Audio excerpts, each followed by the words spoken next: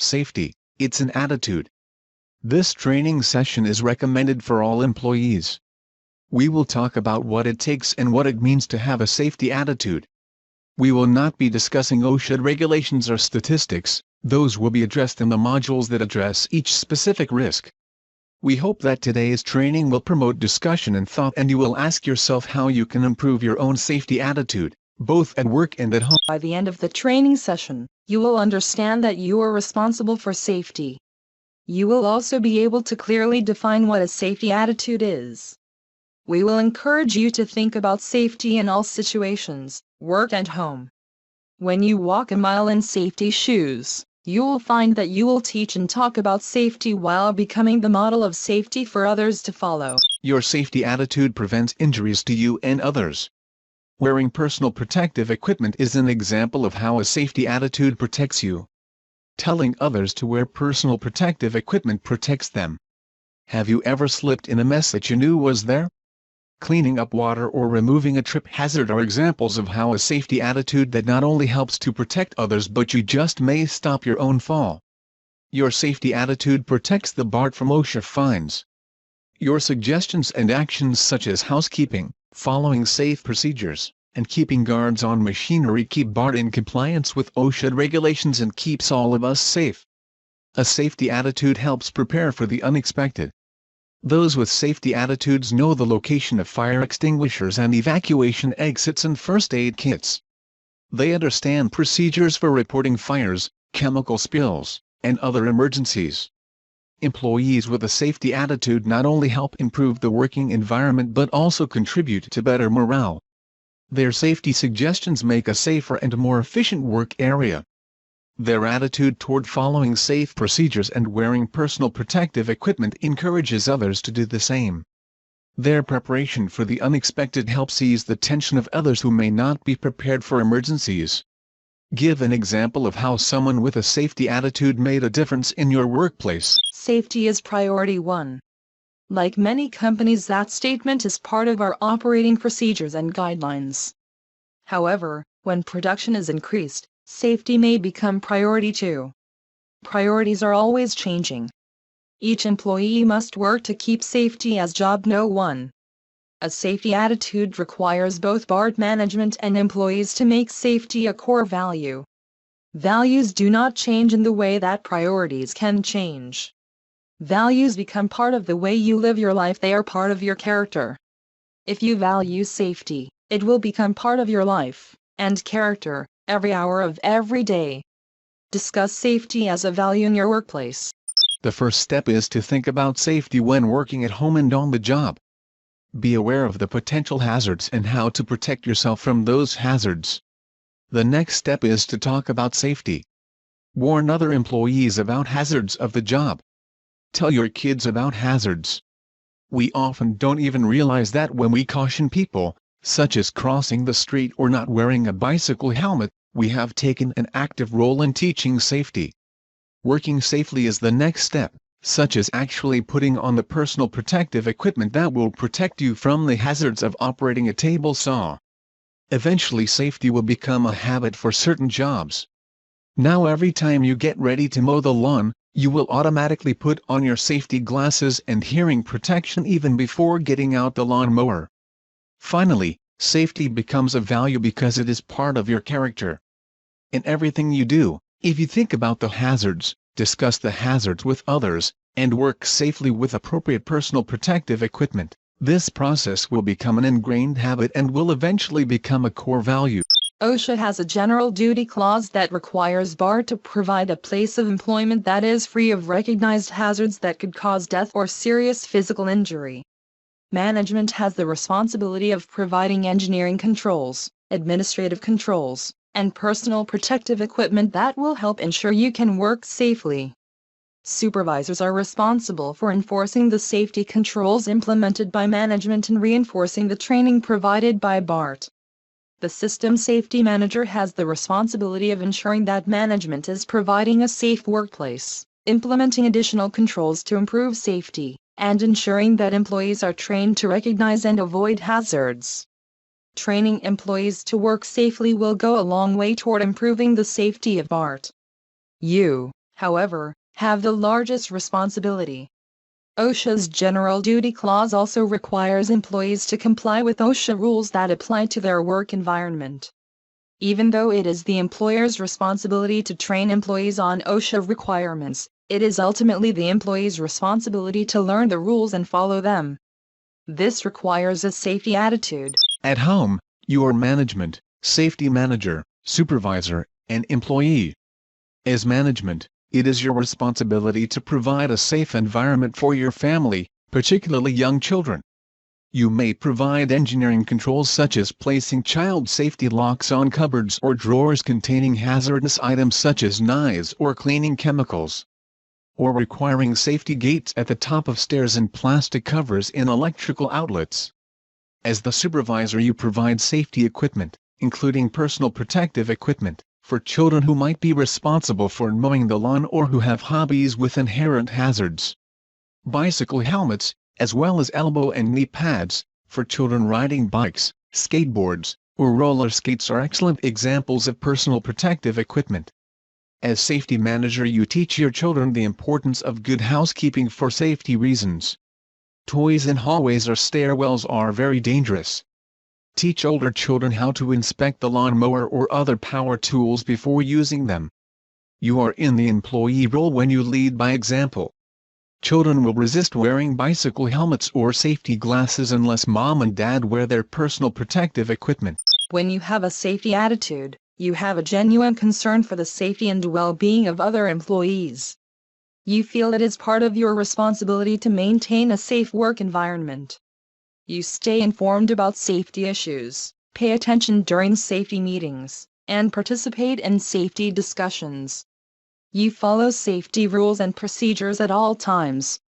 You are the example to follow.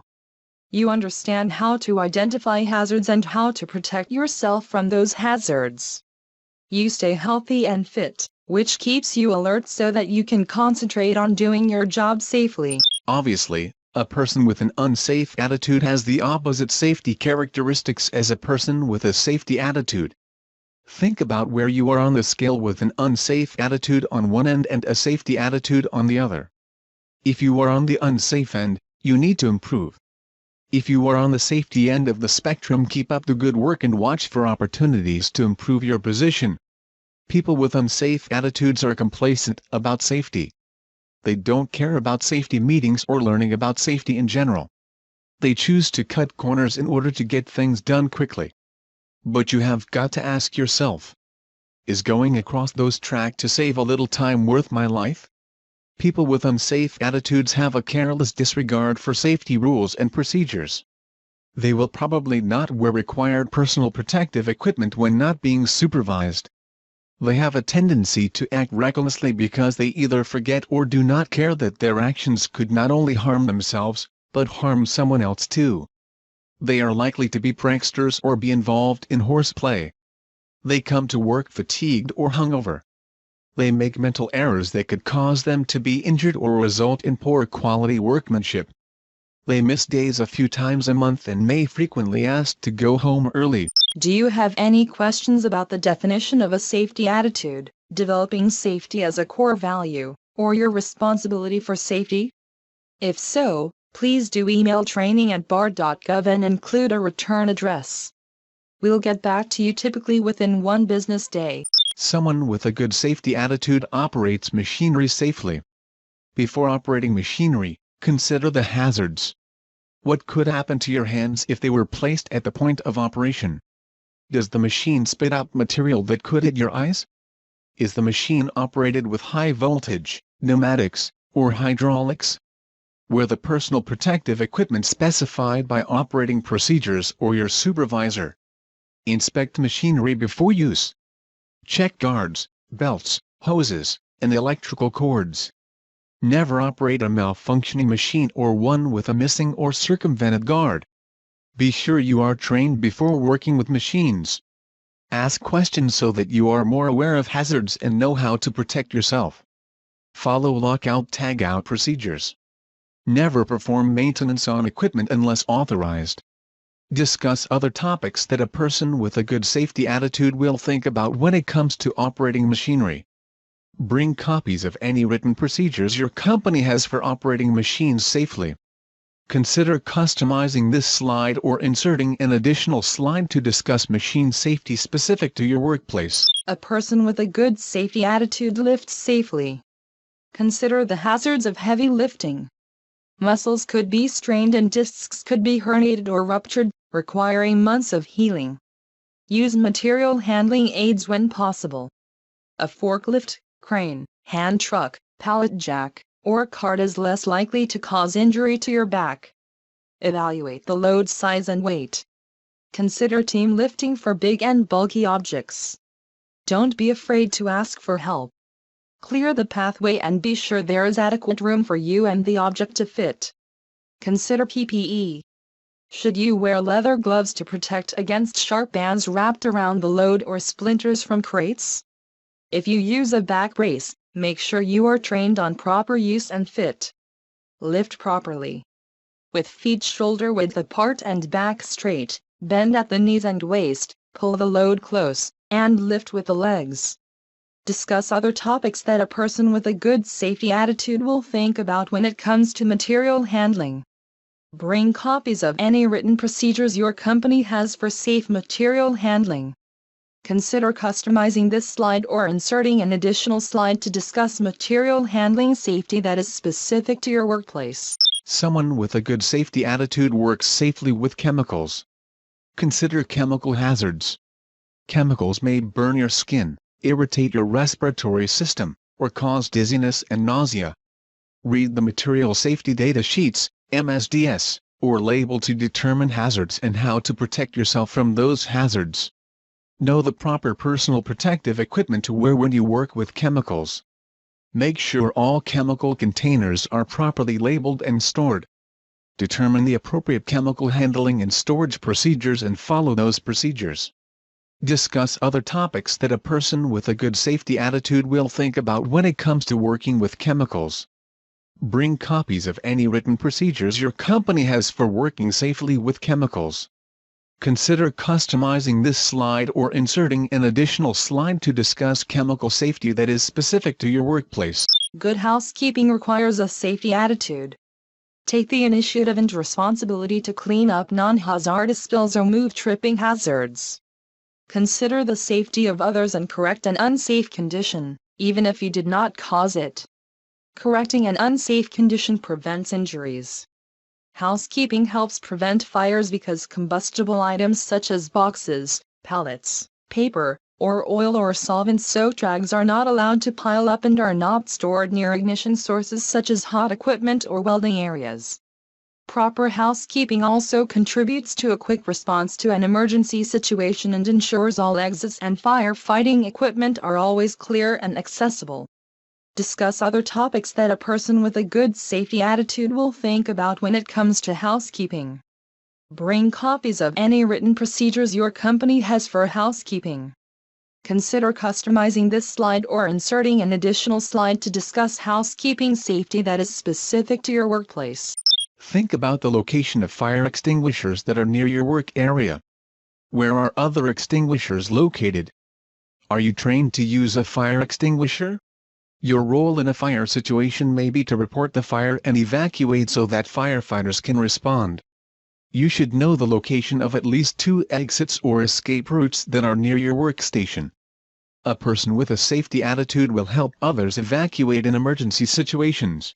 What would you do if someone in your work area is seriously injured or appears to be having a heart attack or seizure? If you have not been trained in first aid and CPR, report the incident. Discuss other topics that a person with a good safety attitude will think about when it comes to emergency preparedness. Bring copies of any written procedures your company has for emergency preparedness. Consider customizing this slide or inserting an additional slide to discuss emergency preparedness safety that is specific to your workplace. Safety cannot be something you just think about at work. Safety requires attention 24 hours a day and 7 days a week, at home as well as work. Think about the hazards associated with tools, equipment, and chemicals you use at home. Always wear the proper personal protective equipment for the hazard. Prepare for emergencies at home by having a first aid kit and a fire extinguisher. Car safety is also important. Insist that everyone in the car wear a seatbelt. Did you know that the driver is ticketed if any of the passengers are not wearing safety belts? Think about the hazards associated with speeding or running red lights. Be prepared to change your tire or put out hazard warnings such as flares. Sports activities have great potential for injuries. Bicyclists should wear helmets and have tire patch kit. Rollerbladers should wear helmets and elbow knee pads. Hikers should be prepared with food, water, and a map and compass. Consider the hazards of your sport and be prepared with personal protective equipment or emergency supplies. Be the safety officer for your children. Assess the hazards of their activities and take steps to prevent accidents. Discuss other topics that a person with a good safety attitude will think about when it comes to safety away from work. Safety meetings and training sessions are opportunities to learn about hazards and how to protect yourself. You will learn about the personal protective equipment, how machinery should be guarded and safely operated, how chemicals can injure you, the location of evacuation routes and emergency equipment, safe operating procedures, and other safety issues specific to your job. Learn and follow the safe operating procedures for the job tasks and equipment in your workplace. If you find a better way to do something, let your supervisor know. Do not operate machinery, equipment, or production processes until you have been trained. Don't be afraid to ask questions so that you can learn to assess the hazards of every work situation. If you are not comfortable asking in a group setting, ask your supervisor. Also tell your supervisor about other safety issues that should be covered in training. They will appreciate your suggestions. Consider asking about leading certain training sessions. Your expertise in certain areas or production processes can be a benefit to coworkers to understand the safety concerns that you face every day. Do you have any questions about how a person with a safety attitude is always thinking about safety? If so, please do email training@bart.gov and include a return address. We'll get back to you typically within 1 business day. Talking about safety improves how you think about safety. As you talk with others about safety hazards and personal protective equipment, you may begin to notice other safety hazards that you did not see before and will become better at understanding how to prevent potential injuries. Provide safety suggestions in order to correct hazards that you discovered during the assessment of your own work area. Together we can work to correct the hazards in order to prevent injuries. When working with others, take the time to initiate safety discussions before starting a job. Discuss the safest way to do the job.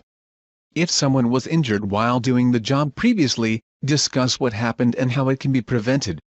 Discuss the proper personal protective equipment to be worn for the job. Teaching safety does not mean you have to get up in front of people in a classroom and talk about safety. Safety is primarily taught and learned on the floor, in the shop or out in the yard.